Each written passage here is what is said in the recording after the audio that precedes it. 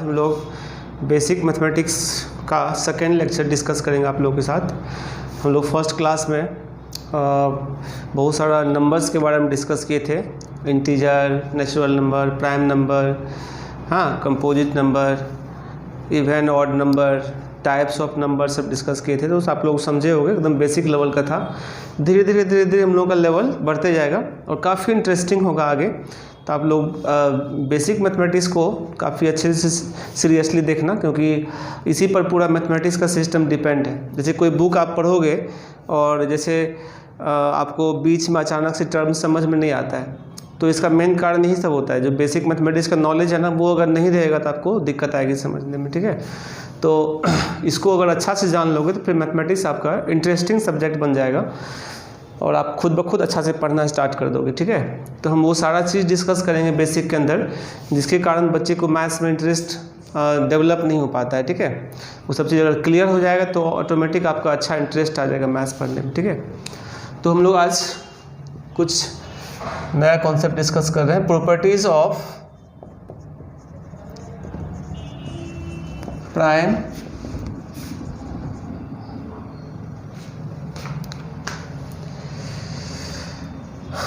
And composite number.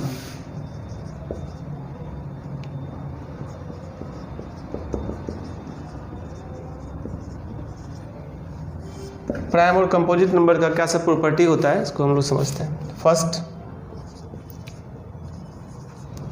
Smallest divisor of composite number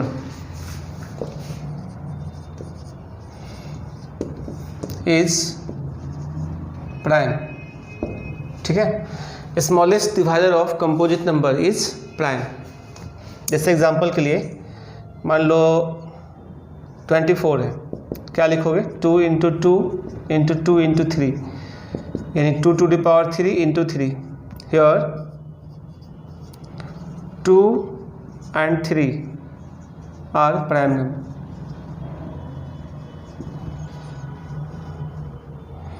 एक और example देखते हैं, मान लो 50 है, क्या लिखोगे? 2 into 2 into 2 into 5 into 5, that is 2 into 5 का square. Here 2 and 5 are prime numbers, ठीक है। तो बेटा मेरा कहना ये है कि कोई भी कंपोजिट नंबर है उसको स्मॉलेस्ट पार्ट में ब्रेक कर देंगे तो लास्टली प्राइम होगा, क्योंकि अगर कोई कंपोजिट होता है तो वो लास्टली ब्रेक हो जाता है ना, और जो स्मॉलेस्ट पार्ट निकल के आएगा वो प्राइम होगा। देखो नाम से भी स्पष्ट है, प्राइम। प्राइम मतलब क्या होता है? बेसिक, एकदम वो फंडामेंटल है, उसी पर सारा नंबर बना है। कंपोजिट मतलब कंपोज वर्ड से आया है, तो 2 या 2 से अधिक प्राइम नंबर के कंपोजिशन से कंपोजिट नंबर बनता है। जैसे 6 बना है किससे? 2 और 3 से। 10 बना है किससे? 2 और 5 से, एंड सो ऑन। तो कोई भी कंपोजिट नंबर को हम लोग फॉर्म कर सकते हैं प्राइम नंबर के द्वारा, ठीक है। नाम से भी ये बात स्पष्ट है। चलिए देखते हैं second number.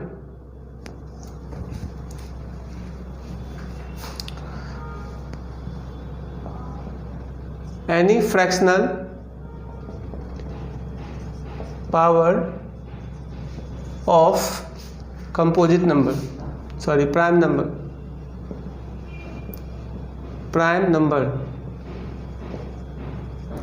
is an irrational, यानी प्राइम नंबर के कोई भी फ्रैक्शन पावर देंगे तो वो एक इरेशनल नंबर होता है। हालांकि कंपोजिट पर भी देंगे तो इरेशनल होगा, लेकिन हमेशा नहीं होगा, है ना। तो स्टेटमेंट कौन ट्रू होता है? जो ऑलवेज ट्रू हो। अगर 1% के लिए भी कोई स्टेटमेंट गलत हो रहा है तो उसको फॉल्स स्टेटमेंट कहते हैं हम लोग, ठीक है। तो स्टेटमेंट ये है कि any fractional power of prime number is an irrational number. तो फ्रैक्शन 2 तरह का था, एक प्रॉपर और एक इम्प्रॉपर। तो किसी भी तरह का फ्रैक्शन पावर दोगे प्राइम नंबर पर तो हमेशा इरेशनल नंबर देगा। जैसे एग्जांपल देखो, 2 टू द पावर 3/5, तो कैसे लिखोगे इसको? 5th root of 2 to the power 3, मतलब क्या? 5th root of 8, this is irrational number. 7 to the power 3/2 यानी स्क्वायर रूट ऑफ 7 की पावर 3 एंड सो ऑन। ठीक है, तो प्राइम पर जब फ्रैक्शन पावर देंगे तो वो इरेशनल नंबर होता है। हालांकि कंपोजिट पर भी फ्रैक्शन देंगे तो होगा, लेकिन हमेशा नहीं होगा। हम नोट में लिख दे रहे हैं इस बात। ठीक है,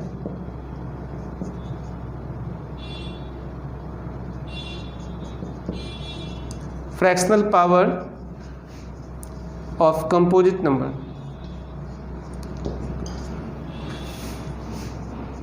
मे बी रेशनल और इरेशनल।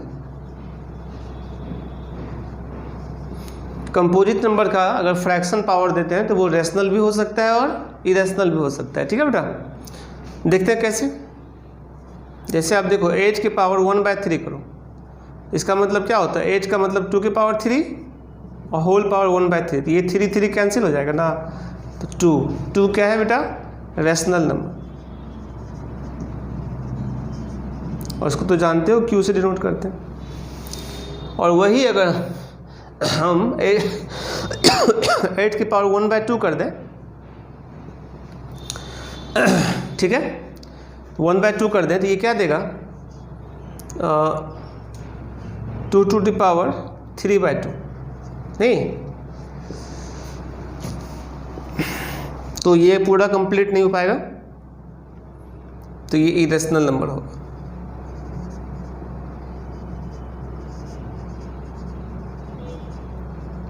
और इसको डिनोट करते हैं Q बार से, नहीं। तो मेरा कहना ये है कि कंपोजिट पर एक फ्रैक्शन देने से देखो रेशनल आया था, दूसरा फ्रैक्शन देने से इरेशनल आ गया। तो कंपोजिट पर जब फ्रैक्शन देंगे तो रेशनल भी आ सकता है और इरेशनल भी आ सकता है। लेकिन मेरा प्रॉपर्टी ये था कि प्राइम पर अगर फ्रैक्शन पावर दिखा जहाँ भी, ऑलवेज इरेशनल नंबर होता है। इसका काम पड़ेगा क्वेश्चन में, इसको अच्छे से ध्यान रखना। आगे बढ़ते हैं, हम लोग थर्ड प्रॉपर्टी देखते हैं।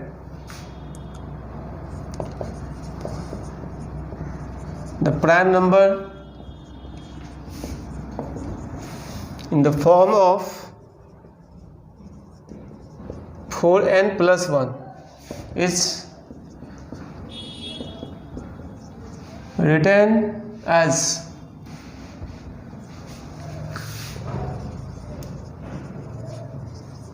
sum of two squares।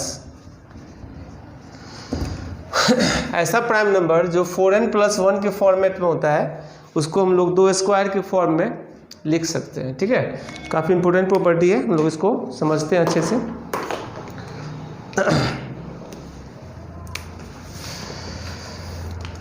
देखिए, हम यहाँ पर n का वैल्यू 0 पुट करते हैं, तो 0 क्या होगा? 0 पुट करने से क्या देगा बेटा? यहाँ पे n इंटीजर्स है, ये ध्यान रखना। ठीक है, 0 पुट करने से क्या देगा? 1 तो प्राइम है ही नहीं। n -1 पुट करोगे तो क्या देगा? -3, वो भी नहीं है प्राइम। प्राइम होना चाहिए और इस फॉर्मेट में होना चाहिए, तभी स्क्वायर के सम में लिख सकते हैं।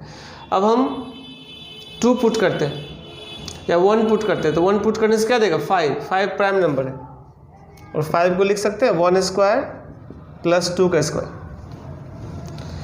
2 पुट करो, क्या देगा? 9। क्या 9 प्राइम नंबर है? कंपोजिट है नहीं, क्योंकि 9 का फैक्टर कौन कौन सा होता है? 1, 3 और 9। समझ रहे हो? तो कंपोजिट नंबर अगर इस फॉर्मेट में रहेगा तो कभी कभी 2 स्क्वायर के फॉर्म में लिख भी सकते हैं और कभी कभी नहीं भी लिख सकते। जैसे 9 को अभी नहीं लिख सकते हैं, आगे किसी को लिख भी सकते हैं। ठीक है, वो हम देखेंगे। लेकिन जब प्राइम नंबर इस फॉर्म में रहेगा तो ऑलवेज लिख सकते हैं, इसलिए प्रॉपर्टी में प्राइम नंबर मेंशन किया गया था। ठीक है, चलिए 3 डालते हैं तो कितना मिलेगा? 13, 12 + 1 13, और 13 को हम 2 स्क्वायर + 3 स्क्वायर लिख सकते हैं, 9 4 13। 4 डालते हैं 17, ये भी प्राइम नंबर है और इस फॉर्म को मेंटेन कर रहा है, तो 1 स्क्वायर + 4 स्क्वायर कितना आ गया? 17 आ गया।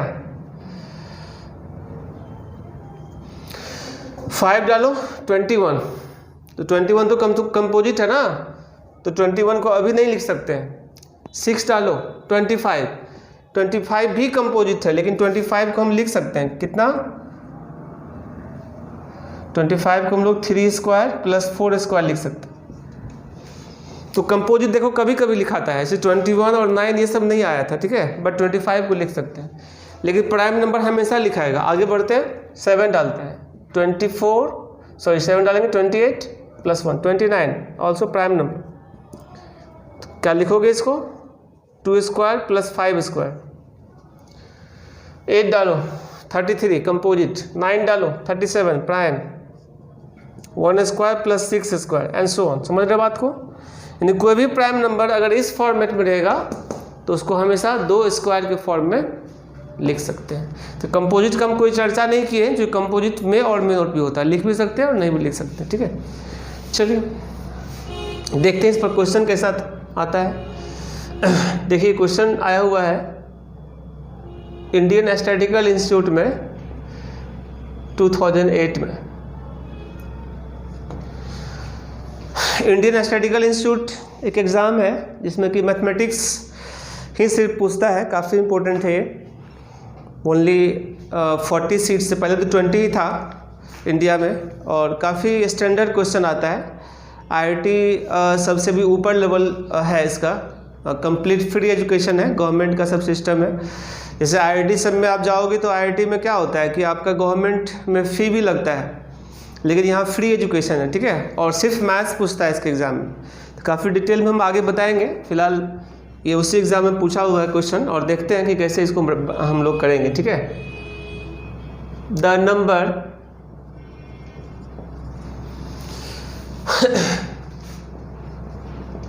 which is written as sum of 2 squares is option A 1991, 1995, 1997,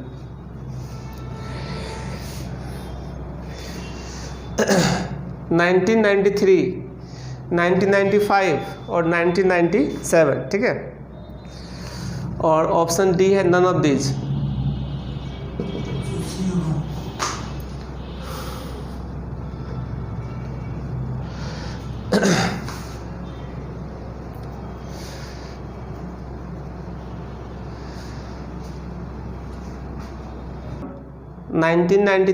और 1995। ठीक है, चलिए एक्चुअल क्वेश्चन ये था। तो क्वेश्चन फिर समझते हैं। The number which is written as sum of 2 squares is, इनमें से कौन सा नंबर है जिसको कि हम 2 स्क्वायर के सम में लिख सकते हैं। तो हमें प्राइम नंबर भी सिलेक्ट करना है और ये देखना है कि कौन सा 4n + 1 के फॉर्म को मेंटेन करता है। यानी कि अगर हम 4 से डिवाइड करते हैं तो उसका रिमाइंडर क्या देना चाहिए, 1। ठीक है, और 4 से डिवाइड करने के लिए भी हम लोग का एक ट्रिक होता है जो हम लोग अंडर 10th में पढ़े होंगे, 7th 8th क्लास में, कि लास्ट का 2 डिजिट अगर 4 से डिविजिबल होता है तो नंबर भी 4 से डिविजिबल होगा। नहीं, जैसे अगर मान लो बहुत बड़ा नंबर आ गया 10 डिजिट का और कहेगा 4 से डिवाइड करोगे तो कितना टाइम वेस्ट होगा। तो हम लोग लास्ट का 2 डिजिट को सिर्फ करेंगे डिवाइड, उसमें जो रिमाइंडर देगा या डिविजिबल हो जाएगा तो पूरा नंबर भी वही मेंटेन करेगा प्रॉपर्टी को। ठीक है, हम यहाँ पे थोड़ा लिख भी दे रहे हैं इस बात को। The number is divisible by 4 if last 2 digits also divisible by 4। तो हम लोग सिर्फ लास्ट 2 डिजिट को चेक करें, ऐसे पूरा भी चेक कर सकते हैं, यहाँ छोटा नंबर है, लेकिन अगर ये 10-20 डिजिट का नंबर रहता तो चेक करने में टाइम वेस्ट होता है ना। तो 91 में 4 से डिवाइड करो, कितना देगा, 8 1 11, 3 रिमाइंडर दे रहा है। 93 में 4 से डिवाइड करो, 8 1 13, 4 × 3 12, 1 दे रहा रिमाइंडर। इसमें ऐसे ये कंपोजिट है, लास्ट में 5 है तो क्या होगा कंपोजिट, लेकिन फिर भी चेक कर लेते हैं। 8 और 1 15, यानी 4 से दोगे तो इसमें 3 रिमाइंडर, इसमें भी 3 रिमाइंडर, इसमें 1 रिमाइंडर दे रहा है। ठीक है, तो इसका मतलब है कि 1993 को हम 4n + 1 के फॉर्म में लिख सकते हैं। तो इसी को 2 स्क्वायर के सम में भी लिख सकते हैं। अब ये 2 स्क्वायर कौन सा होगा, ये क्वेश्चन का पार्ट नहीं था। क्वेश्चन क्या कर रहा था, किस नंबर को हम 2 स्क्वायर के फॉर्म में लिख सकते हैं। तो बी इज़ करेक्ट। देखो इतना बड़ा एग्जाम का ये क्वेश्चन है और इसको हम लोग चुटकी में सॉल्व कर दिए। इसका मेन कारण क्या था, क्योंकि हम लोग कॉन्सेप्ट को समझ गए अच्छा से, ठीक है। इसी प्रकार अगर हर कॉन्सेप्ट को आप समझ जाओगे सही से तो किसी भी बड़ा से बड़ा एग्जाम का क्वेश्चन रहेगा, IIT हो, ISI हो, चाहे ओलंपियाड हो, NTSC हो, सबका क्वेश्चन आसानी से सॉल्व कर सकते हो। नहीं सॉल्व होने का मेन कारण कॉन्सेप्ट होता है, ठीक है। तो हम लोग कॉन्सेप्ट को काफ़ी डिटेल में, डेप्थ में पढ़ेंगे, फिर एक अच्छा हम लोग के पास कॉन्फिडेंस आ जाएगा, फिर क्वेश्चन आसानी से सॉल्व होना स्टार्ट हो जाएगा, ठीक है। तो हम लोग इस क्वेश्चन को समझे, यानी कौन सा नंबर को 2 स्क्वायर के फॉर्म में लिख सकते हैं। तो हम लोग चेक कर लिए पहले कि 4 से डिवाइड करने पे किस में 1 रिमाइंडर दे रहा है, तो वैसा नंबर 4n + 1 का फॉर्म होता है। और पिछला प्रॉपर्टी कह रहा है कि जो नंबर 4n + 1 के फॉर्म में होता है उसी को हम लोग, और प्राइम होता है उसी को हम लोग 2 स्क्वायर्स के सम में हमेशा लिख सकते हैं। एग्जाम्पल सामने है, यहाँ पर चेक करने से 1993 को हम 4n + 1 के फॉर्म में पाए और इसी कारण से बी आंसर हो गया, ठीक है। तो हम लोग आगे बढ़ते हैं और एक नया कॉन्सेप्ट देखते हैं। अभी हम लोग प्राइम और कंपोजिट नंबर का डेफिनेशन और उसका कुछ प्रॉपर्टी डिस्कस कर रहे थे, काफ़ी इंपॉर्टेंट था। अब एक बहुत इंपॉर्टेंट कॉन्सेप्ट डिस्कस कर रहे हैं, समझना सही से। Exponent of prime number p in factorial n, इसको बाय सिंबल ऐसे लिखते हैं, exponent of prime number p in factorial n। समझ गए, ये इसको लिखने का तरीका है। तो ये फैक्टोरियल क्या है इसको हम समझा देते हैं और फिर इस कॉन्सेप्ट को समझते हैं कि क्या होता है एक्सपोनेंट और क्या होता है फैक्टोरियल, सब डिटेल में हम लोग डिस्कस करते हैं, ठीक है। तो सबसे पहले हम नोट में आप लोगों को फैक्टोरियल ही समझा देते हैं, ये आगे बहुत काम आता है। 11th क्लास में परमुटेशन कॉम्बिनेशन चैप्टर में काफ़ी ज़्यादा यूज होता है फैक्टोरियल का, ठीक है। और भी जगह यूज होता है, एकदम बेसिक कॉन्सेप्ट है, समझना सही से। Factorial notation, what is factorial, ठीक है। तो हम लोग समझते हैं, product of n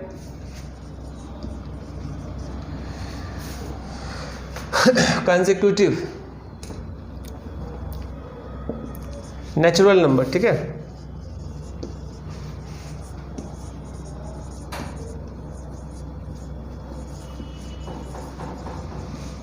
beginning with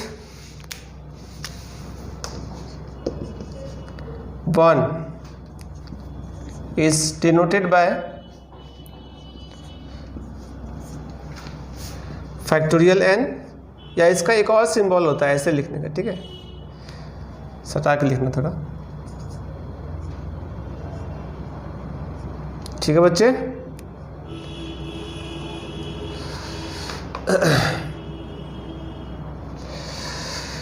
चलिए, that is factorial n equal to 1 2 3 4 up to n, या उल्टा भी चल सकते हैं, n-1 n-2 3 2 1, मतलब 1 से कंटिन्यूड n तक का प्रोडक्ट, या उल्टा भी चलेंगे, n से लेकर के 1 तक का product, n-1 n-2 up to 3 2 1, ठीक है। This is factorial.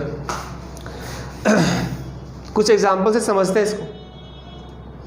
जैसे फैक्टोरियल 3 है, मान लो, क्या लिखोगे इसको, 3 × 2 × 1 या 1 × 2 × 3, एक ही बात होगा ना, मल्टीप्लाई सीधा करो या उल्टा, रिजल्ट क्या देगा 6।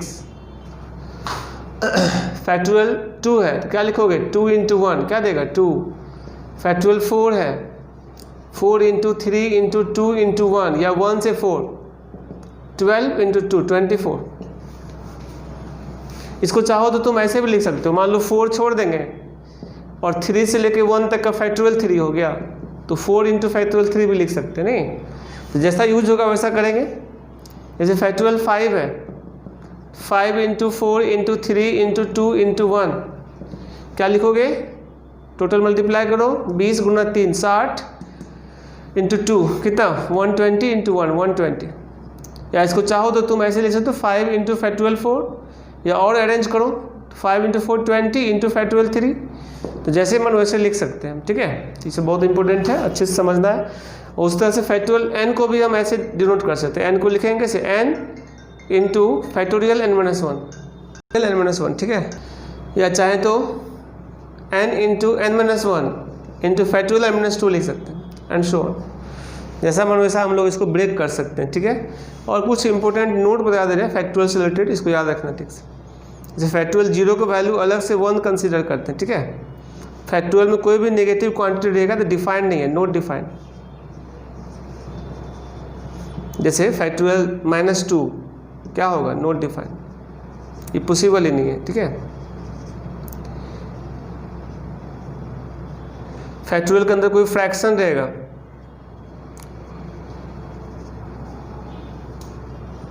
कोई भी फ्रैक्शन, ठीक है, ऑल्सो नॉट डिफाइंड, ठीक है।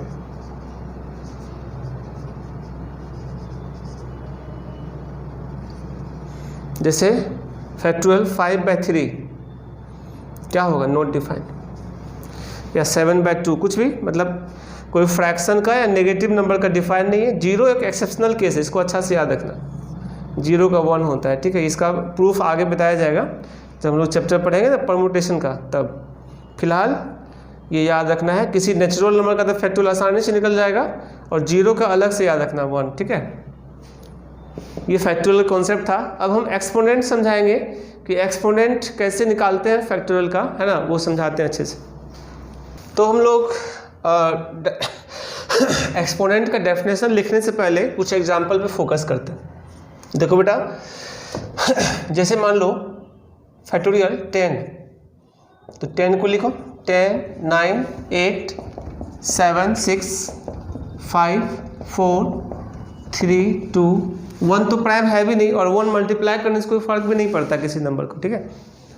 इसको ब्रेक करो, 10 कितना होता है, 5 into 2, 3 to the power 2, 2 to the power 3, 7 तो ठीक है। 6 कितना होगा, 2 इंटू 3, 5 तो ठीक है। 4 कितना होगा, 2 टू द पावर 2, 3 और 2, तो सारा 2 काउंट करो कितना है, 1, 3, 1 4, 1 5, 2 7, 1 8, यानी 8 टाइम्स 2 है, नहीं 2 टू द पावर 8 लिख सकते हैं। 3 कितना टाइम्स है, देखो 2, 1, 3, 1, 4, 3 टू द पावर 4। 5 काउंट करो, 1, 2, 5 टू द पावर 2, 7 तो एक ही बार है, ठीक है।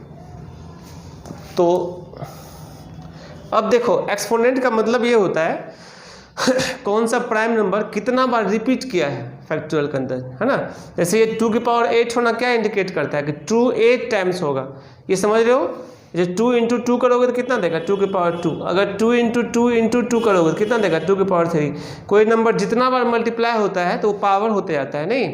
तो हम यहाँ पे क्या समझेंगे बेटा, फैक्टोरियल 10 में 2 8 टाइम्स रहा होगा, 3 4 टाइम्स रहा होगा, 5 2 टाइम्स रहा होगा, और 7 1 टाइम्स रहा होगा। कैलकुलेट करने से बहुत बड़ा नंबर निकल के आएगा, ठीक है। अंदाज है कि इसका वैल्यू 34 से 35 लाख के आसपास आता है कैलकुलेट करने से, ठीक है। तो कैलकुलेट नहीं करने हम बोल रहे हैं, प्राइम नंबर में कैसे ब्रेक करेंगे वो समझाएं, ठीक है। तो सब देखो असेंडिंग ऑर्डर में है, कोई भी प्राइम नंबर बीच का छूटेगा नहीं। जैसे मान लो 7 है, तो 7 के पहले का जितना भी प्राइम नंबर है शुरू से, वो सब का सब रहेगा, 2 3 5 7 सब रहेगा।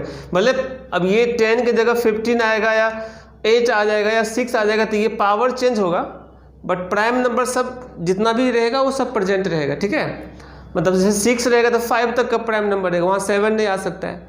अब जैसे 12 दे देंगे तो 11 तक आएगा इसमें, क्योंकि 12 से पहले 11 है ना, समझ रहे हो। अगर 15 देंगे तो 13 तक प्राइम नंबर आएगा इसमें, क्योंकि 15 से पहले 13 प्राइम नंबर है। 14 और 15 तो कंपोजिट नंबर होता है, नहीं। मतलब पावर बदलते जाएगा और सब बढ़ते क्रम में रहेगा, 2 3 5 7 है ना, और प्राइम नंबर भी है। तो अब एक्सपोनेंट क्या होता है, ये पावर को एक्सपोनेंट कहते हैं। जैसे अगर पूछा जाएगा exponent of prime number 2 in factorial 10, इसी को सिंबल में ऐसे लिखेंगे, exponent of prime number 2 in factorial 10। अब सब जगह हम ये सेंटेंस नहीं लिखेंगे, बस ये लिखेंगे, इसका मतलब क्या पढ़ेंगे, exponent of prime number 2 in factorial 10। ठीक है बेटा, तो कितना है 2 का पावर बताओ, 8, ये 8 हो गया। अगर पूछा जाएगा exponent of 3 prime number 3 in factorial 10, कितना है बताओ, 3 का पावर क्या दिख रहा है 4, ये 4 हो गया। अगर पूछा जाएगा exponent of prime number 5 in factorial 10 क्या है बताओ 2। Exponent of prime number 7 in factorial 10 क्या होगा 1। तो अब किसी का भी हम लोग एक्सपोनेंट निकाल सकते हैं, क्या आप लोग समझ गए? एक और एग्जांपल देखते हैं। जैसे मान लो फैक्टोरियल 15 है, तो कैसे लिखोगे आप 15 14, किसी एक का पूछता है, जिसे हम लोग क्वेश्चन करके देते हैं, ठीक है। Find exponent of 2 in factorial 15 and exponent of 3 in factorial 15, ये क्वेश्चन है, ठीक है। तो सबसे पहले तो हम फैक्टोरियल 15 को ब्रेक करेंगे। 15 14 13 12 11 और यहाँ 10 से लेके 1 तक जा ही रहा है, तो फैक्टोरियल 10 लिख देते हैं, ठीक है। इसको ब्रेक करो। 15 कितना होगा 3 इंटू 5, 14 2 इंटू 7, 13 तो ऑलरेडी प्राइम नंबर है, 12 2 की पावर 2 इंटू 3 और 11 ऑलरेडी प्राइम नंबर है। और फैक्टोरियल 10 को पीछे हम मेहनत करके लिख चुके हैं, तो फिर से क्यों करें, वहाँ से लिख दो।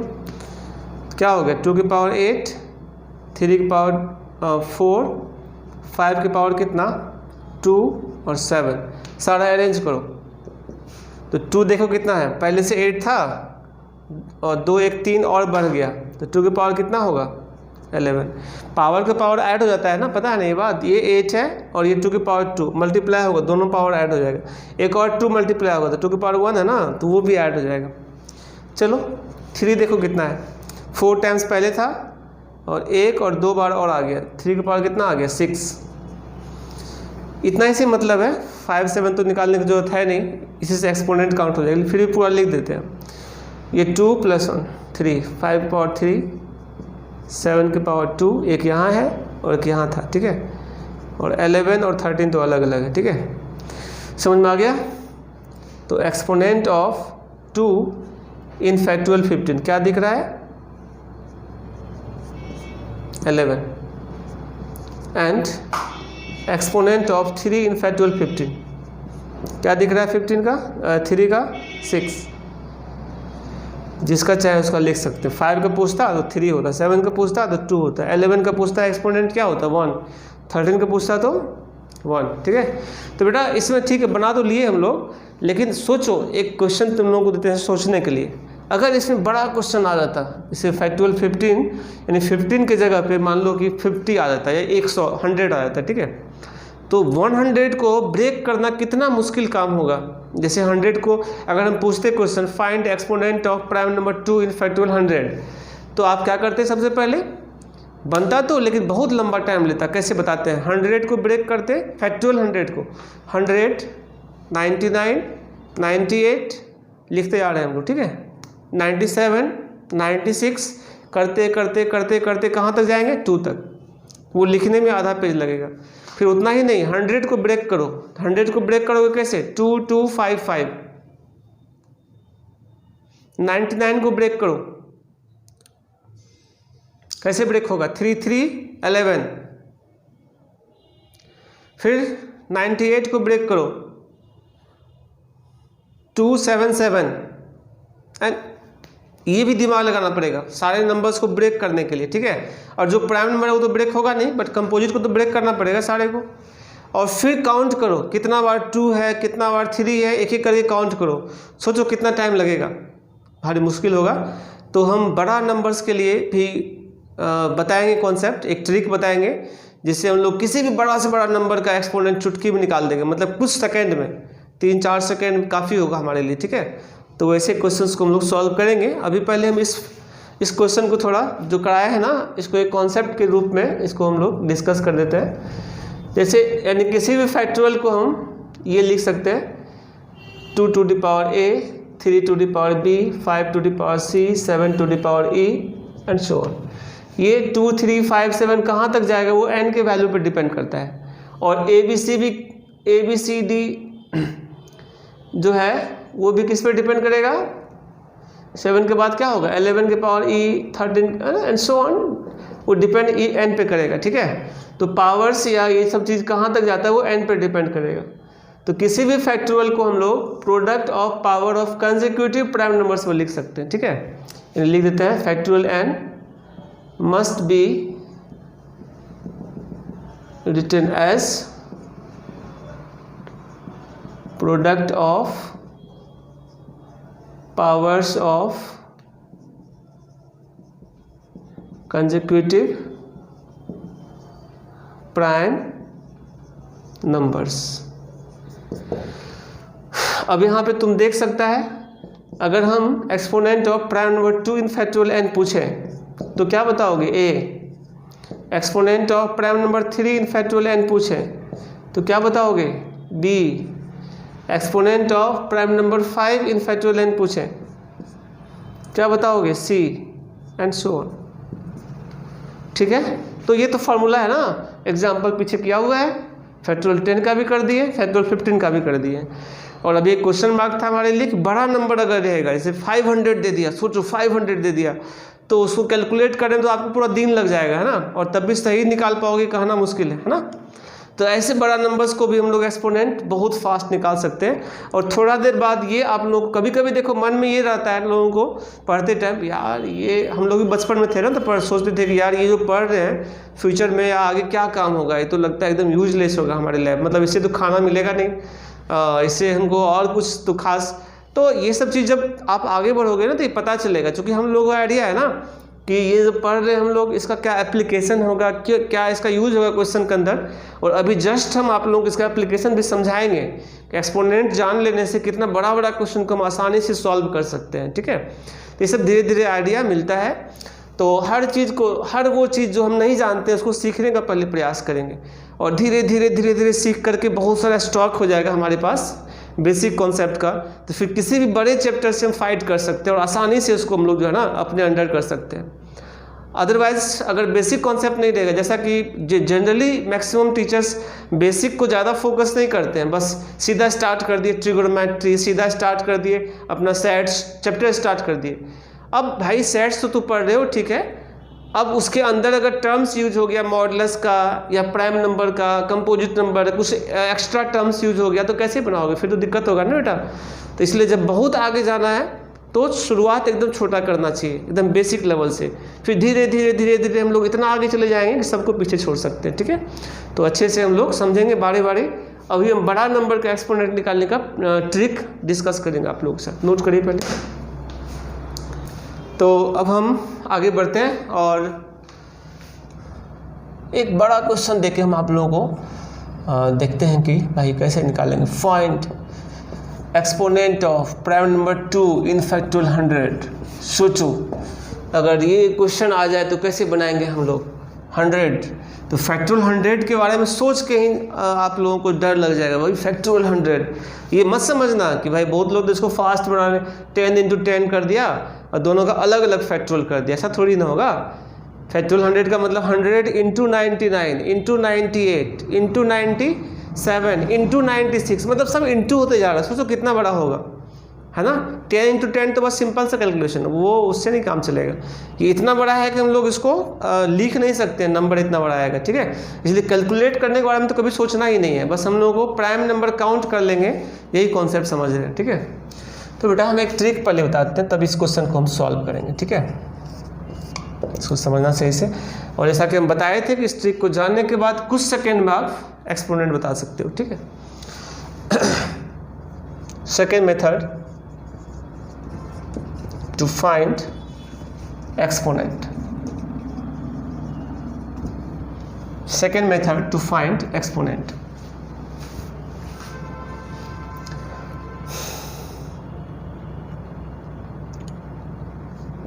Exponent of prime number p in factorial n. n by p का बॉक्स मतलब ग्रेटेस्ट इंटीजर होता है, अभी बताएंगे, ठीक है। आगे तुम लोगों को बताया था पिछले क्लास में, लिस्ट में था एक चैप्टर ग्रेटेस्ट इंटीजर भी पढ़ना, जो कि हम आगे पढ़ेंगे, लेकिन थोड़ा सा भी नोट में समझा देंगे तो काम चल जाएगा, ठीक है। n by p square box रफली बोल रहे हैं, इसका मेनली नाम greatest integer of n by p पढ़ेंगे, greatest integer of n by p square कहेंगे, ठीक है, plus n by p cube box plus up to so on. अब ये सोन कहाँ तक जाएगा वो डिपेंड n और p पे करेगा। अभी आप लोगों को जस्ट पता चल जाएगा कि हम ये फार्मूला को कहाँ तक लेके जा सकते हैं, ठीक है। वेयर ये जो साइन लिखे है ना बिग ब्रैकेट का, ठीक है, डिनोट ग्रेटेस्ट इंटीजर, ग्रेटेस्ट। अब ये ग्रेटेस्ट इंटीजर क्या है ये आप लोगों को जानना पड़ेगा, तभी ये ट्रिक समझ में आएगा, ठीक है। तो हम नोट में थोड़ा सा भी बताते हैं ग्रेटेस्ट इंटीजर, ऐसे आगे हम पूरा 2 लेक्चर या 3 लेक्चर लेंगे ग्रेटेस्ट इंटीजर पे, ठीक है। काफ़ी इंपॉर्टेंट टॉपिक है, यहाँ से डायरेक्ट भी क्वेश्चन रहता है कंपटीशन में, ठीक है। काफ़ी प्रॉपर्टीज़ है, ग्राफ है, डिटेल में बताएंगे, बस अभी हम थोड़ा सा इंट्रोडक्शन इसके बारे में दे रहे हैं, ठीक है। Greatest integer, what is greatest integer? देखिए, the integer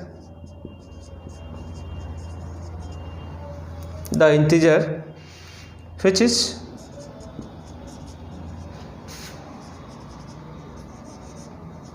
smallest and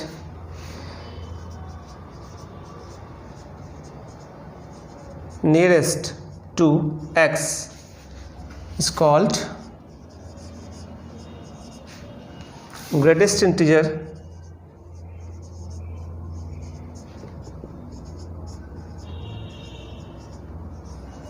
of x, और इसको डिनोट करते हैं, it is denoted by this symbol big bracket, इसके अंदर x लिखते हैं, ठीक है। तो डेफिनेशन को फिर से एक बार समझाते हैं। The integer smallest and nearest to x, यहाँ 2 वर्ड यूज किए हैं, स्मॉलेस्ट एंड नियरेस्ट, यही सबसे इंपॉर्टेंट बात है, ठीक है। To x is called greatest integer of x, और इसको डिनोट करने के लिए सिंबल है बिग ब्रैकेट ऑफ x, ठीक है। तो बेटा कोई भी नंबर जो है वो 2 इंटीजर के बीच में लाई करता है, ठीक है। जैसे कि 2.7 लेते हैं, तो किस 2 इंटीजर के बीच है? 2.7, पीछे का इंटीजर 2 और आगे का 3, 2 और 3 के बीच है। किसी भी 2 कंसेक्यूटिव इंटीजर के बीच इन्फिनाइट नंबर आ सकता है, तो उन सभी का जो ग्रेटेस्ट इंटीजर होगा वो स्मॉलर इंटीजर होगा, नीचे वाला, यानी कि 2.7 का क्या होगा ग्रेटेस्ट इंटीजर? 2। नाम थोड़ा उल्टा है, ऐसे ग्रेटेस्ट इंटीजर है लेकिन हम लोग लेते हैं पीछे वाला, छोटा वाला, ठीक है। ऐसा इसलिए नाम रखा गया था क्योंकि जो नंबर है ना वो ग्रेटेस्ट इंटीजर से बड़ा होता है। जैसे 2.7 किससे बड़ा है? 2 से बड़ा है ना, इसलिए इसका नाम रखा गया। अब नाम रख दिया गया तो हम लोग वही पढ़ेंगे ना। ऐसे लिस्ट इंटीजर पढ़ते इस डेफिनेशन का तो ज़्यादा बढ़िया रहता, लेकिन सवाल है कि अब हम लोग अकेले से लिस्ट इंटीजर पढ़ लेंगे तो कौन सुनेगा, है ना। ग्रेटेस्ट इंटीजर है तो यही इसका डेफिनेशन होता है, ठीक है।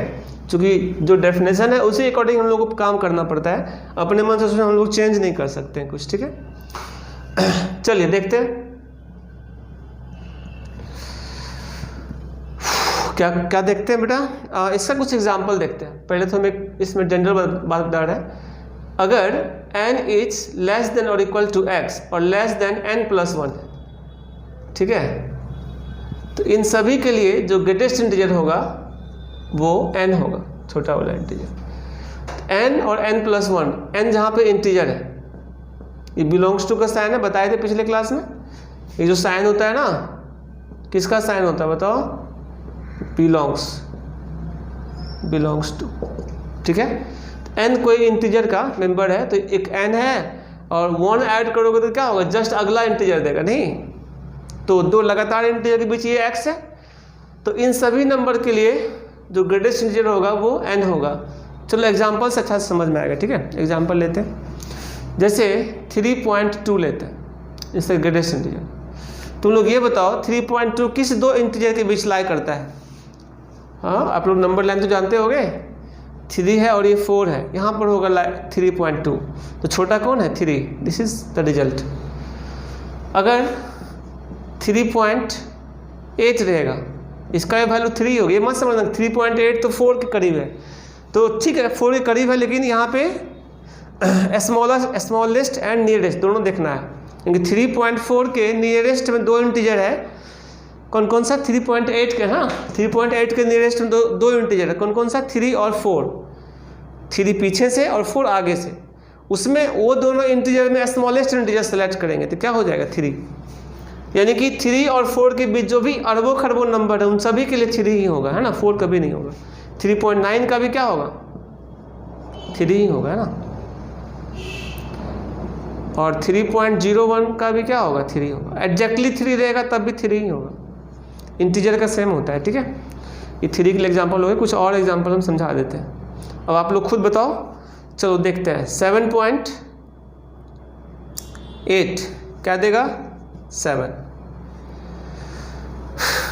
25/3। अब इसको तुम फ्रैक्शन को पॉइंट पे कन्वर्ट कर लो, 8 पॉइंट समथिंग होगा, तो समथिंग से तो कोई मतलब है नहीं, तो 8 हो जाएगा। मान लो 7/10 तो क्या होगा? 0 पॉइंट समथिंग, तो 0 हो जाएगा इसका। चलते हैं नेगेटिव की तरफ। -2.6, ये बताओ क्या होगा? ये किस 2 इंटीजर के बीच लाई कर रहा है? देखो ये -3, ये -2, तो -2.6 यहाँ लाई करेगा, -3 और -2 के बीच। अब ये सोचो तुम लोग, -3 और -2 में कौन छोटा इंटीजर है? तो ऑब्वियसली -3, इसलिए इसका -3 हो जाएगा, ठीक है, पीछे बदल लेना है। तो अब नेगेटिव भी समझ में आ गया। मान लो अगर रहेगा -5.2, क्या होगा बताओ? -6। और एक देते हैं एग्जांपल, -π। अब तुम पाई का वैल्यू सोचो, क्या होता है पाई का वैल्यू? 3.14 जानते होगे आप लोग, और उसमें माइनस लगा हुआ है, तो -3.14 का बॉक्स क्या होगा? -4, ठीक है बेटा। और किसी इंटीजर का, जैसे मान लो -7 है, इसका -7 ही होगा। नेगेटिव इंटीजर है या पॉजिटिव, इंटीजर का सेम रह जाता है। तो समझ में आ गया। 0 का क्या होगा? 0 ही होगा, एंड सो ऑन। तो हम लोग अभी ग्रेटेस्ट इंटीजर को समझे क्या होता है, यानी कि एक बार फिर समझा देते हैं। 2 लगातार इंटीजर के बीच में जितने भी नंबर्स रहेंगे उन सभी का ग्रेटेस्ट इंटीजर वो छोटा वाला इंटीजर होगा, पीछे वाला, ठीक है। वही ग्रेटेस्ट इंटीजर का डेफिनेशन है। इसको आप लोग अच्छे से याद रखना।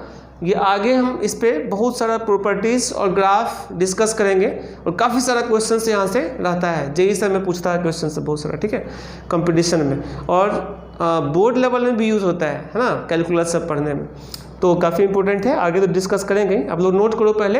अभी हम पहले इस पर एग्जाम्पल करवा देते हैं, और पहले इस फार्मूला को एक बार फिर समझा दे रहे हैं, समझना। इस फार्मूला को चूँकि हम लोग ग्रेटेस्ट इंटीजर का यूज़ किए थे और इसको पढ़े हैं पीछे, तो अब इसको समझाते हैं कि डॉट डॉट देने का क्या मीनिंग था। तो बेटा यहाँ पे कॉन्सेंट्रेट रहना। देखो बॉक्स ऑफ क्या है? n/p। बॉक्स ऑफ क्या है? n/p²। तो p² का वैल्यू p से ज़्यादा है ना, p तो प्राइम नंबर है, प्राइम नंबर तो फ्रैक्शन होता नहीं है, और 1 से कम भी नहीं होता है, तो स्क्वायर करने के बाद तो वैल्यू बढ़ते जाएगा ना। और ये n/p³, ये इससे बड़ा है, एंड सो ऑन। तो अब देखो जरा सोचो, ऊपर वाला सब में कांस्टेंट है, n कांस्टेंट है ना, फिक्स है, और नीचे वाला बढ़ रहा है, ये p, ये क्या हो गया? p², ये क्या हो गया? p³। अगला करेंगे तो n/p4। तो कभी न कभी तो ऐसा होगा ना कि नीचे वाला ज़्यादा हो जाएगा ऊपर वाला से, क्योंकि नीचे वाला तो बढ़ रहा है ना बेटा। और जिस टाइम नीचे वाला ज़्यादा हो जाएगा, नीचे वाला मतलब डिनोमिनेटर ज़्यादा हो जाएगा न्यूमरेटर से, तो उसका वैल्यू क्या होगा? 1 से कम, मतलब 0 और 1 के बीच। और 0 और 1 के बीच का क्या होता है ग्रेटेस्ट इंटीजर? 0, ऑब्वियसली 0 होगा। नहीं, 0 और 1 के बीच का ग्रेटेस्ट इंटीजर। जैसे एक और एग्जांपल अगर हम लिखें, मान लो 5/7 लिखते हैं, तो ये 1 से कम है ना बेटा, तो क्या हो जाएगा? 0 हो जाएगा। यहाँ तो लिखे ही थे एग्जाम्पल, चलो फिर से क्या लिखेंगे। तो ये बात बता रहे थे कि जहाँ पे नीचे वाला क्रॉस करने का चांस दिखेगा तो वहाँ पे स्टॉप कर देंगे। अब उसके बाद 0 आते जाएगा। मान लो 10-20 लिखोगे तो 10-20 0 को ऐड करोगे तुम। सोचो किसी नंबर में अगर हम 0 को ऐड करेंगे तो क्या कोई फर्क पड़ेगा? अगर 10 0 को अलग अलग ऐड कर दिए किसी नंबर पर तो कोई फर्क नहीं पड़ेगा। 2 + 0 क्या होगा? 2 + 0 + 0 क्या होगा? 2 + 0 + 0 20 बार लिखो क्या होगा? 2। मतलब कोई फर्क नहीं पड़ना है। तो आगे का जो हम लोग फार्मूला है बढ़ाने से कोई फ़ायदा नहीं है। जहाँ पर नीचे वाला क्रॉस किया वहाँ तक ये फार्मूला लिखाएगा और स्टॉप हो जाएगा, उसके बाद नहीं बढ़ेगा। तो अब यहाँ पे तो चूँकि हम लोग n और p अननोन है ना, तो पता नहीं चल रहा है कौन बड़ा है कौन छोटा है। जब हम क्वेश्चन लेंगे तो वहाँ ये स्पष्ट रहेगा, जहाँ पे हम लोग का ग्रेटर हो जाएगा वहाँ पे स्टॉप कर देंगे, ठीक है। तो पहले नोट करिए, एग्जाम्पल हम भी करवाते हैं, जो पीछे का एग्जाम्पल करवाए उसको भी इस मेथड से पहले बना देते हैं, बाद में तो बड़ा क्वेश्चन हम लोग करेंगे ही, ठीक है। चलिए चलो तो हम लोग देखते हैं, पहले कुछ बेसिक एग्जाम्पल देखते हैं, ठीक है। हाँ, जो हम लोग कर चुके थे ना उसी को बढ़ाते हैं। एक्सपोनेंट ऑफ 2 इन फैक्टोरियल 10 ये तो कर चुके थे ना बेटा, याद है क्या आया था? 8 आया था शायद, नहीं? तो हम लोग इस फार्मूला से पहले बढ़ाते हैं इसको, ठीक है। जो ट्रिक पढ़े थे उसका 10/2 का बॉक्स प्लस 10/2 का स्क्वायर कितना होता है 4 ना, फार्मूला पढ़े लिखते हैं, प्लस 10/2 की पावर 3 प्लस 10/2 की पावर 4। अब ये सोचो 2 की पावर 4 का वैल्यू कितना होगा 16, तो ये 10 से ज़्यादा हो गया ना, 10/16 क्या हो गया 10 से ज़्यादा हो गया। तो अब अगर 10 में 10 से ज़्यादा डिवाइड करेंगे तो क्या देगा 1 से कम, उसका बॉक्स 0, यानी ये टर्म भी यूजलेस है। अगला तो सारा यूजलेस होने वाला है, ठीक है। तो इसलिए फ़ायदा नहीं है इसके बाद लिखने का। अगर हम लोग यहाँ तक भी लिखते तो कोई दिक्कत नहीं था, और ये लिख भी दिए तब भी कोई दिक्कत नहीं, जिसका वैल्यू 0 आ रहा है, ठीक है। तो जहाँ पे देखो क्रॉस कर गया वहाँ के बाद आप मतलब फार्मूला को छोड़ देना लिखना, ठीक है। देखते हैं, ये हो गया 10/2 का बॉक्स प्लस 10 बाय कितना बेटा 4 का बॉक्स प्लस 10/8 प्लस 10/16। आया समझ में? चलो 10/2 कितना होता है 5 का बॉक्स कितना ऑल्सो 5, डायरेक्ट लिख रहे हैं समझना। 10/4 कितना होता है 2 पॉइंट समथिंग, 2 पॉइंट समथिंग का बॉक्स कितना होगा 2। 10/8 कितना होगा 1 पॉइंट समथिंग 1। 10/16 0 point something 0। सबको जोड़ो 5 + 2 7 + 1 8, फाइनली 8 हो गया। और यही आंसर था, आप लोग देखे होंगे, ठीक है। जैसे एक्सपोनेंट ऑफ 3 इन फैक्टोरियल 10 लिखेंगे तो 10/3 का बॉक्स प्लस 10/9। अब इसके बाद तो क्रॉस कर जाएगा, लिखने का फायदा नहीं है, ठीक है। 10/3 कितना होगा 3 पॉइंट समथिंग, ये 1 पॉइंट समथिंग, ऐड करो 4। क्या आपको याद है 3 का एक्सपोनेंट कितना आया था 4। तो इस तरह से हम लोग फटाफट यहाँ से निकाल सकते हैं, कोई कैलकुलेशन नहीं। अब हम बड़ा क्वेश्चन को बनाते हैं, ठीक है। जो क्वेश्चन आपको दिए थे ना अभी उसको बनाते हैं। Exponent of 2 in factorial 100। सोचो इतना बड़ा क्वेश्चन है, इसको उस मेथड से बना पाना हमारे लिए बहुत मुश्किल था, ठीक है। मतलब कम से कम तो आधा घंटा ज़रूर लगता है कैलकुलेट करने में, हो तो जाता लेकिन आधा घंटा से कम नहीं लगता है। और अगर 500 दे तो फिर दिन भर में भी होना मुश्किल था, ठीक है। तो देखते हैं अभी इसको, देखते हैं क्या हो गया 100/2 प्लस 100/4 100/8 पावर करते जा रहे हैं, ठीक है। 2 की पावर 2 2 की पावर 3 100/16 प्लस 100/32 प्लस 100/64। अब इसके बाद 100/128 जो कि 100 से ज़्यादा हो जाएगा, तो आगे नहीं बढ़ेंगे, ठीक है।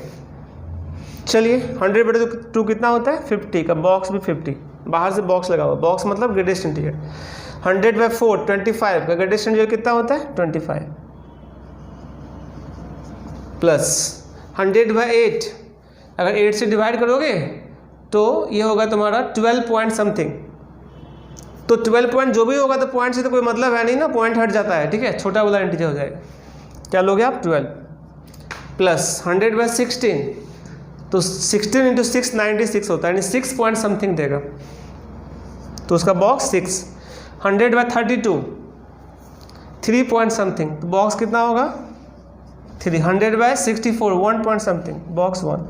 अब सबको ऐड करो 50 + 25 75 + 12 87 + 6 87 + 6 93 + 3 कितना हो गया 96 + 1 97।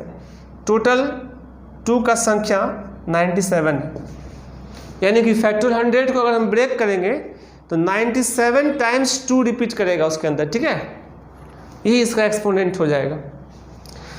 तो बेटा अभी हम थोड़ा देर पहले आप लोगों को बताए थे कि हम लोग कुछ सेकंड में है ना 4-5 सेकंड में सॉल्व कर सकते हैं, लेकिन यहाँ कुछ सेकंड से ज़्यादा हो गया है ना, तो हम अभी इस ट्रिक के अंदर भी एक और ट्रिक बता रहे हैं जिससे कि हम लोग इससे भी और आधा टाइम में बना सकते हैं, ठीक है। तो अब समझो, कॉन्सेंट्रेट रहना ध्यान से। इसमें जो भी थोड़ा बहुत टाइम वेस्ट हुआ था वो किस में, डिवाइड करने में हुआ था, नहीं कितना पॉइंट कितना होता है ये सेलेक्ट करने में। ऐड करने में क्या 2 सेकंड लगेगा, तुरंत ऐड हो जाएगा, ऐड करने में टाइम बर्बाद नहीं होता है। डिवाइड करने में और उसका ग्रेडेशन निकालने में टाइम वेस्ट होता है। तब आप लोगों को इस टेंशन से फ्री कर देते हैं, ठीक है, समझना सही से। 100/2 50, 50 का बॉक्स 50। अब चूंकि 2 का एक्सपोनेंट पूछ रहा है, किसका पूछ रहा है, 2 का, तो अब 50 निकाल लिए ना।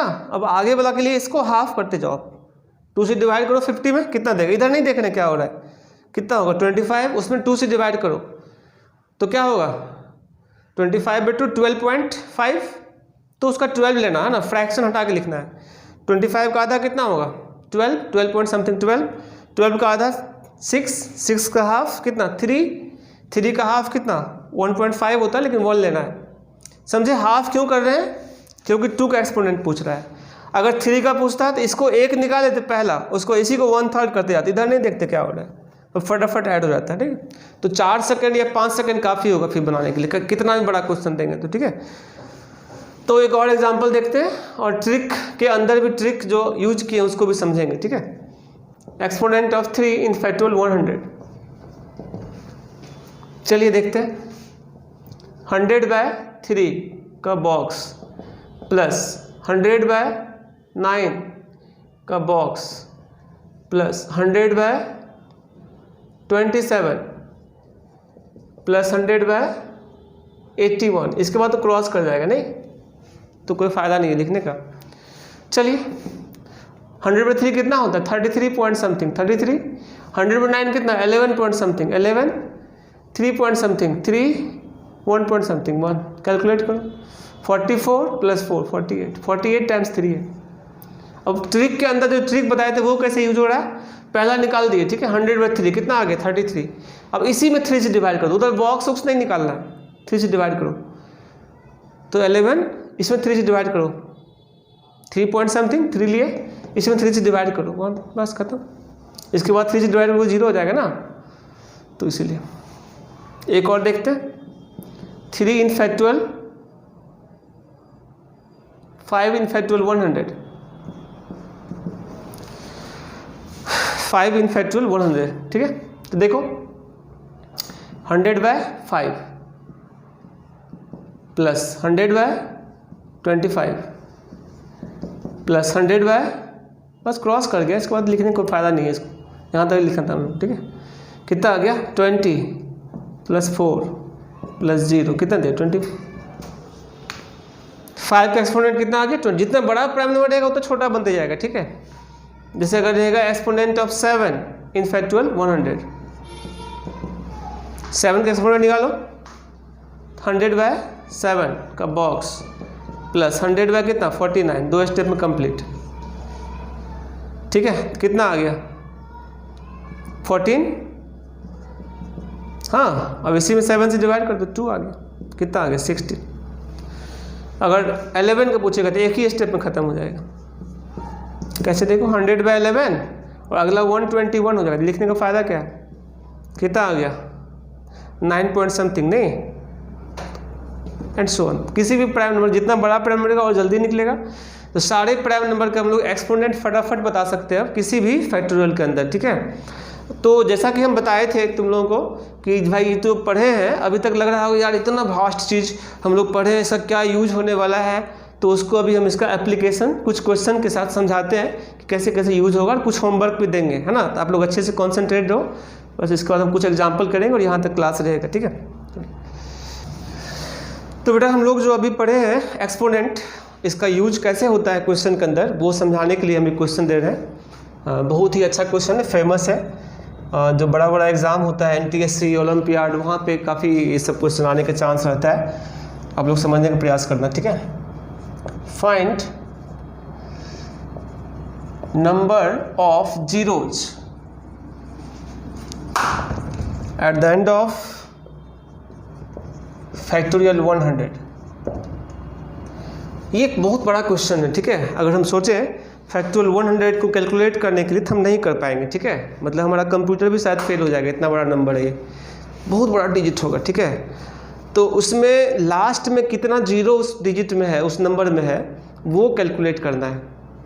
और फैक्टुअल 100 की जगह 500 भी रह सकता है, 200 भी रह सकता है, तो कैलकुलेट करना है। ये कितना बड़ा क्वेश्चन है, सोच के देखो कितना बड़ा क्वेश्चन है। अचानक से किसी के सामने आ जाए ऐसा क्वेश्चन तो वो एकदम आसमान देखने लगेगा, भाई कैसे बनाया इसको, ठीक है। लेकिन अब हम लोगों के लिए सब क्वेश्चन चुटकी में सॉल्व करने का टेक्निक होगा, ठीक है। तो बेटा अभी हम पीछे जो बताए हैं आप लोगों को एक्सपोनेंट के बारे में, उसी का ज़बरदस्त यूज है यहाँ पर, ठीक है। देखिए, तो मैंने थोड़ा देर पहले बताया था प्राइम एंड कंपोजिट। प्राइम का क्या मतलब होता है, बेसिक। कंपोजिट मतलब प्राइम से जो कंपोज करके बनाया जाता है वो कंपोजिट नंबर होता है। नहीं तो सारा प्राइम नंबर पे ही खेला है, जितना भी आएंगे कॉन्सेप्ट है, ठीक है। प्राइम नंबर कंपोज कर करके नया नंबर बिल्ट होता है। तो अब सोचो जीरो कैसे फॉर्म होता है। अगर हम किसी नंबर में सपोज करो कि 35 और इंटू 10 करते हैं तो क्या लिखते हैं, क्या मल्टीप्लाई करते हैं हम लोग, सीधे लिखते हैं 35 पर 1 0। अगर हम ऐसा लिखते हैं 35 इंटू 10 इंटू 10, क्या लिखते हैं, सीधे 35 पर 00। तो जीरो जो लास्ट में क्रिएट हुआ है वो डिपेंड 10 पे करता है। नहीं, कितना बार 10 मल्टीप्लाई हुआ है उतना ही जीरो क्रिएट होगा। नहीं, किसी नंबर में जितना बार 10 मल्टीप्लाई होगा उतना ही जीरो उसके लास्ट में होता है, ये निश्चित है। अब सोचो तुम लोग कि 10 कैसे बनता है, किस प्राइम नंबर से 10 बनता है, तो 2 और 5 से बनता है। नहीं, अगर 2 और 5 को मल्टीप्लाई करेंगे तो क्या बनेगा, 10, ठीक है। तो 2 और 5 से 10 बनता है बेटा। तो हम लोगों को देखना ये है कि कितना पेयर इसमें 2 और 5 को, पेयर समझते हो, 2 और 5 का एक जोड़ा एक 10 बनाएगा, मतलब एक जीरो क्रिएट करेगा। 2 और 5 का दूसरा पेयर दूसरा जीरो क्रिएट करेगा। 2 और 5 का तीसरा पेयर तीसरा जीरो क्रिएट करेगा। यानी कि 2 और 5 का जितना पेयर इसके अंदर अवेलेबल होगा फैक्टोरियल 100 के अंदर, मतलब उतना जीरो हम इसके लास्ट में खोज सकते हैं, ठीक है। तो यानी कि 2 का एक्सपोनेंट खोजना है और 5 का एक्सपोनेंट खोजना है, और उसमें जो कॉमन होगा वो पेयर होगा और वही नंबर ऑफ जीरो डिसाइड करेगा। एक बड़ा बात हम बता रहे हैं, और हमेशा जितना भी एग्जाम्पल पीछे करे हैं हम, फैक्टोरियल 10 में 2 का एक्सपोनेंट कितना आया था, 8, और 5 का कितना आया था, 2। फैक्टोरियल 15 में 2 का एक्सपोनेंट कितना आया था, 11, और 5 का कितना आया था, 3। फैक्टोरियल 100 में 2 का कितना आया था, 97, 5 का कितना आया था, 24। तो एक ऑब्जर्वेशन ये है कि 2 का एक्सपोनेंट हमेशा 5 के एक्सपोनेंट से ज़्यादा होगा। यानी किसी भी फैक्टोरियल को डिजॉल्व करें, सॉल्व करें, तो 2 का संख्या हमेशा 5 की संख्या से ज़्यादा होगा, ये निश्चित है। जब हमें पेयर निकालना है 2 और 5 का, तो क्यों नहीं सीधे 5 निकाल दें, क्योंकि 5 का संख्या तो कम है ना। अब 24 तो 5 है और 97, 97 टाइम्स 2 है, तो पेयर तो 24 ही बन पाएगा ना। अकेले 2 और 2 मल्टीप्लाई होकर कभी जीरो नहीं बना सकता है। जब भी जीरो बनेगा तो एक 2 चाहिए और एक 5 चाहिए, तभी जीरो बन सकता है। तो 5 तो 24 के बाद खत्म हो गया, तो 2 अकेला रह जाएगा, बाकी सारा तो वो सब जीरो नहीं बनाएगा, ठीक है। तो यानी कि हम जब पेयर खोजेंगे तो सीधे एक्सपोनेंट ऑफ 5 से ये डिसाइड हो जाएगा।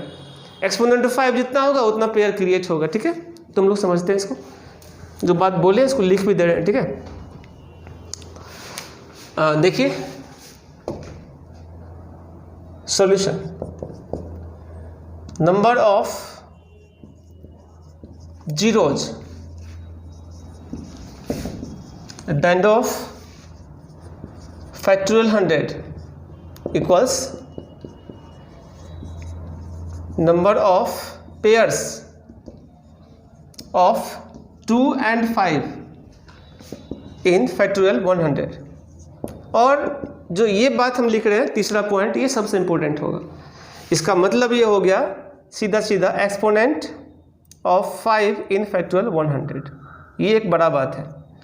और हम लोग तो जानते हैं 24 होता है, फिर भी लिख दे रहे 100 बाय कितना 5 का बॉक्स प्लस 100 बाय, हम लोग फास्ट निकालना भी जानते हैं। अब तो एक्सपोनेंट का टेंशन है नहीं, ख़त्म। ये हो गया 20 प्लस 4, कितना आ गया 24।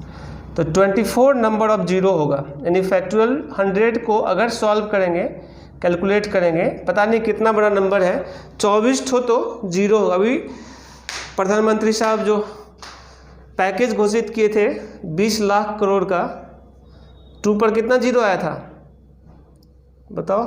वही चल रहा है सोशल मीडिया पे, 13 जीरो कैलकुलेट हो रहा था। सोचो ये कितना बड़ा नंबर है। ये तो 24 जीरो है, पहले लास्ट में 24 जीरो है, उसके पीछे बहुत सारा डिजिट भी रहा होगा। ये तो हम सिर्फ जीरो काउंट किए हैं, उसके पीछे कितना सारा डिजिट भी रहा होगा। मतलब सोचो कि ये 50-60 डिजिट का नंबर होगा, मतलब ये इतना बड़ा होगा कि हम सोच भी नहीं सकते। ठीक है, तो कैलकुलेट करने के बारे में कभी नहीं सोचना है, बस हम जीरो कैलकुलेट कर सकते हैं। ठीक है, कितना जीरो उसके लास्ट में आएगा वो कैलकुलेट कर रहे हैं। नंबर कितना है वो हम कभी नहीं कैलकुलेट कर सकते हैं इसका। ठीक है, बहुत बड़ा हम कर सकते हैं, अगर हम पूरा साल इसी पे टाइम दे दें कैलकुलेट करने पे तो काहे नहीं कर सकते। आराम से मल्टीप्लाई करते जाएंगे, फिर लास्टली आ ही जाएगा, बहुत बड़ा नंबर आएगा। ठीक है, चलिए देखते हैं। इस पर एक क्वेश्चन आया हुआ था एनटीएससी में। ठीक है, मेरे नोट से डायरेक्ट आया था 2018 में, मतलब क्वेश्चन यही वाला करवाए हुए थे, लेकिन एनटीएससी में थोड़ा क्वेश्चन में डाटा चेंज कर दिया था, एकदम सिमिलर क्वेश्चन था। ठीक है, फाइंड, ऐसे ऑब्जेक्टिव था लेकिन हम सब्जेक्टिव करके दे रहे हैं। ठीक है, find number of zeros at the end of factorial 130। Factorial 130 के अंदर कितना जीरोज होगा लास्ट में, वो कैलकुलेट कर। ऐसे हम ऑप्शन दे रहे हैं 30, 31,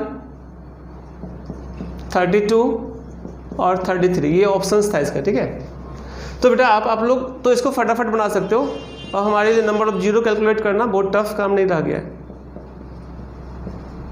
number of zeros at the end of factorial 130, मतलब सीधा सीधा क्या करोगे आप, एक्सपोनेंट ऑफ 5 इन फैक्टुअल 130 कर दोगे। नहीं, सारा कहानी खत्म हो गया। अब ये हम लोग के बहुत आसान काम हो गया, मतलब एक्सपोनेंट ऑफ 5 ही डिसाइड करेगा कितना जीरो होगा उसके अंदर। ठीक है, तो देखो 130/5 का बॉक्स प्लस 130/25 प्लस 130/125, इसको तो क्रॉस कर जाएगा।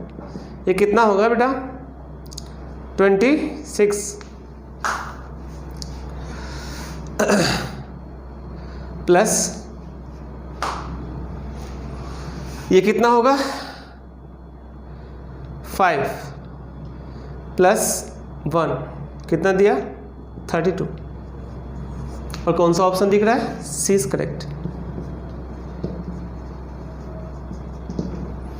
तो इस पे और भी बहुत सारा क्वेश्चन आता है, हम 1-2 क्वेश्चन होमवर्क लिख रहे हैं, आप लोग इसको सॉल्व करना। ठीक है, होमवर्क, फाइंड लास्ट डिजिट, सब एक्सपोनेंट से ही बनता है जितना क्वेश्चन अभी दे रहे हैं, सब भी ये क्वेश्चन ISM आया हुआ था। ठीक है, find last digit of the number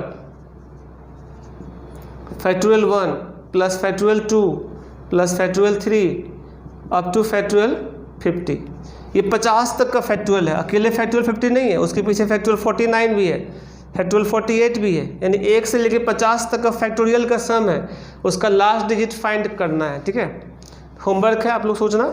एक और क्वेश्चन होमवर्क दे देते हैं, find total number of factors of factorial 10।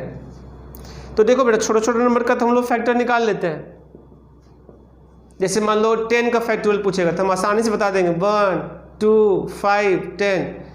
100 का भी निकाल लेंगे आसानी से, 100 का क्या होगा 1 2 5 10 20 25 50 एंड 100 है ना बेटा। बट फैक्टोरियल 10 है, इसका वैल्यू लगभग 35 लाख के आसपास होने वाला है, तब कैसे निकालोगे आप? इसका आंसर्स भी लगभग 270 के आसपास 270 के आसपास है। ठीक है, तो इतना सारा फैक्टर्स को आप कैलकुलेट तो नहीं कर सकते हो ना, बहुत मुश्किल काम होगा। नहीं, बड़ा से बड़ा नंबर का हम लोग नंबर ऑफ फैक्टर कैलकुलेट करने में एक्सपोनेंट का हेल्प लेंगे। तो ये आप लोगों को सोचने के लिए, जिसको बन जाएगा तो आप कमेंट बॉक्स में उसका आंसर लिख के बताना। ठीक है, जो होमवर्क का 2 क्वेश्चन है ना, उसका जो आंसर आएगा वो हमें उसमें मैसेज करना, कमेंट करना, तो हम देखेंगे कौन कौन लोग कर पाते हैं। ठीक है, और फिर तो हम नेक्स्ट वीडियो में इसको सॉल्यूशन भी करेंगे ही ऑलरेडी, लेकिन हम देखेंगे कि आप लोग इस वीडियो को देखने के बाद ये क्वेश्चन बना पाते हो कि नहीं। तो बेटा देखो, जब हम स्टार्ट किए थे नंबर सिस्टम पहला लेक्चर में, अभी दूसरा ही लेक्चर है हम लोगों का, तो आप देख ही रहे होगे नंबर का 2 type, real, imaginary, rational, irrational, integer, ये सब चीज़ हम लोग लिस्टेड कर रहे थे। हम लोग नेचुरल नंबर, होल नंबर। तो आप लोगों को थोड़ा बोरिंग भी लग रहा होगा यार, ये सब तुम लोग बचपन में 5 क्लास में पढ़े हुए थे। लेकिन आप आज के क्लास में देखो, मतलब अगर आप शुरुआत एकदम 0 लेवल से करोगे तो इस तरह से हम लोग ऊपर लेवल तक जा सकते हैं। ठीक है, कितना खतरनाक लेवल हो गया इसका। और ये सब कहाँ से आया है? नंबर से ही तो आया है। जो हम प्राइम और कंपोजिट पढ़े हैं, क्या उसी का कॉन्सेप्ट है ना सारा। तो हम लोग बचपन में क्या करते हैं, हमारे टीचर्स बस प्राइम नंबर, देखो बेटा, the number divisible by 1 and the number itself called prime number, बात खत्म हो गया। उसके बाद क्या कहानी है उसका, कहीं भी आपको बुक्स वगैरह से भी ये सब डिस्कस नहीं मिलता एक जगह। ठीक है, तो हम लोग बहुत सारा जो हम लोग का अनुभव है, जो हम लोग का एक्सपीरियंस है, उसके आधार पर हम लोग बहुत सारा कॉन्सेप्ट जो है ना एक साथ करके बेसिक में बताते हैं। ठीक है, और ये आपकी लाइफ चेंज करने के लिए काफ़ी होगा। ठीक है, इसको आप अच्छे से समझना और अगला वीडियो का आप लोग वेट करना और ये क्वेश्चन को सॉल्व करके कमेंट करना। ठीक है, फिर हम लोग नेक्स्ट वीडियो में मिलते हैं। थैंक यू, आप लोग नोट कर लीजिए।